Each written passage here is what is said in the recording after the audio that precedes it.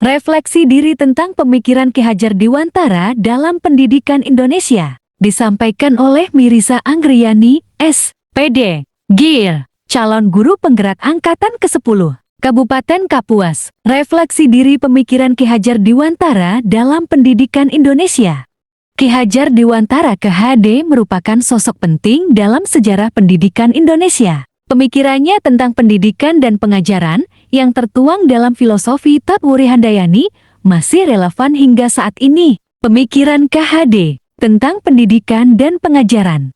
KHD memandang pendidikan sebagai sebuah proses yang bertujuan untuk menuntun kodrat anak agar mencapai keselamatan dan kebahagiaan setinggi-tingginya. Ia menekankan pentingnya memerdekakan anak dalam belajar dan mengembangkan potensinya. KHD juga membedakan antara pendidikan dan pengajaran. Pendidikan adalah proses memanusiakan manusia, sedangkan pengajaran adalah proses mentransfer ilmu pengetahuan.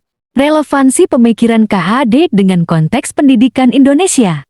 Pemikiran KHD tentang pendidikan masih relevan dengan konteks pendidikan Indonesia saat ini. Di tengah era digital dan globalisasi, pendidikan Indonesia masih dihadapkan dengan berbagai tantangan, seperti kesenjangan pendidikan, rendahnya kualitas guru, dan kurangnya karakter pada siswa. Pemikiran KHD dapat menjadi solusi untuk mengatasi berbagai tantangan tersebut.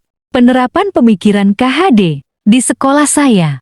Di sekolah saya, pemikiran KHD diterapkan melalui berbagai program dan kegiatan. Salah satunya adalah program Merdeka Belajar. Program ini memberikan ruang bagi siswa untuk belajar sesuai dengan minat dan bakat mereka. Selain itu, sekolah saya juga menerapkan sistem pembelajaran yang berpusat pada siswa dan menekankan pada pengembangan karakter. Kemerdekaan dalam menjalankan aktivitas sebagai guru.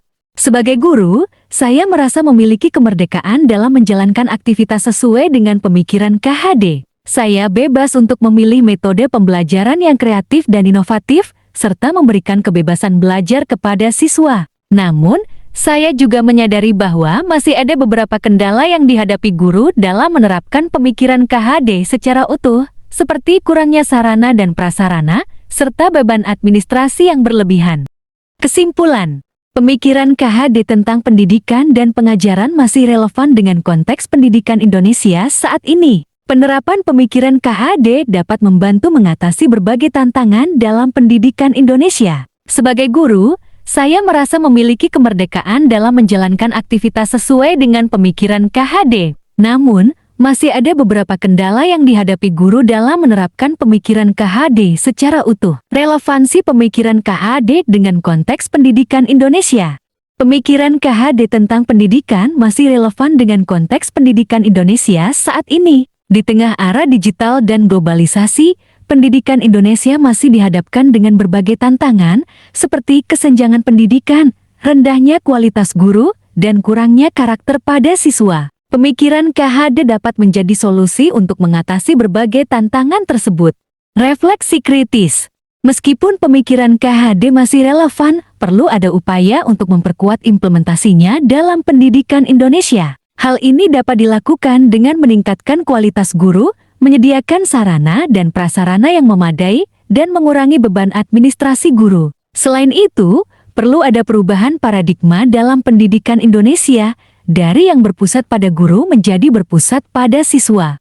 Harapan dan ekspektasi terhadap modul pembelajaran. Harapan terhadap diri sendiri. Memahami pemikiran KHD. Saya berharap dapat memahami secara mendalam pemikiran Ki Hajar Dewantara KHD tentang pendidikan dan pengajaran. Menerapkan pemikiran KHD. Saya ingin mampu menerapkan pemikiran KHD dalam kegiatan belajar mengajar di kelas. Menjadi pendidik yang lebih baik.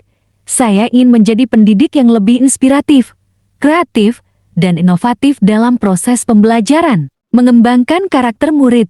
Saya ingin membantu murid-murid saya untuk mengembangkan karakter yang baik, seperti disiplin, tanggung jawab, dan kerjasama. Harapan terhadap murid-murid. Belajar dengan merdeka. Saya berharap murid-murid saya dapat belajar dengan merdeka dan sesuai dengan minat dan bakat mereka. Lebih aktif dan kreatif.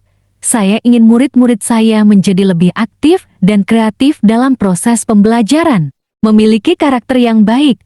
Saya ingin murid-murid saya memiliki karakter yang baik, seperti disiplin, tanggung jawab, dan kerjasama. Menjadi pembelajar seumur hidup. Saya ingin murid-murid saya menjadi pembelajar seumur hidup yang terus belajar dan berkembang. Kegiatan, materi, dan manfaat yang diharapkan. Saya berharap modul ini menyediakan berbagai kegiatan yang menarik dan interaktif, seperti simulasi, diskusi, dan proyek. Dan saya ingin modul ini menyediakan materi yang lengkap dan relevan dengan kebutuhan guru, seperti teori, strategi pembelajaran, dan contoh-contoh konkret. Serta saya berharap modul ini dapat memberikan manfaat bagi saya dan murid-murid saya, seperti peningkatan kualitas pembelajaran, pengembangan karakter, dan persiapan untuk masa depan.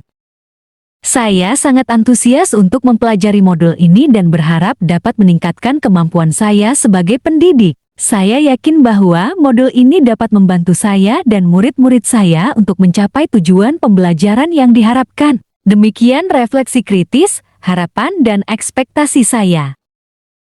Terima kasih.